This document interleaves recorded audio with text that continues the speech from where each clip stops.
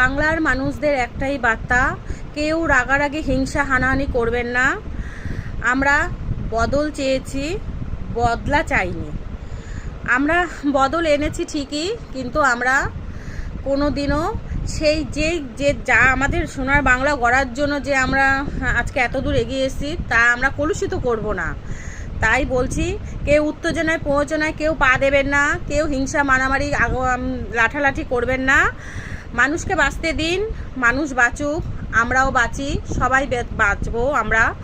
আমরা বাংলায় বেঁচে স্বাধীন দেশে স্বাধীন নাগরিকত্ব নিয়ে আমরা প্রতিবাদ করব, এগিয়ে যাব, কিন্তু কোনো হিংসা আমরা করব না।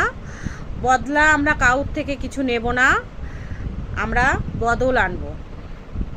তাই আমরা সবাই অন্যের প্রয়োজনায় কেউ পা দেব না।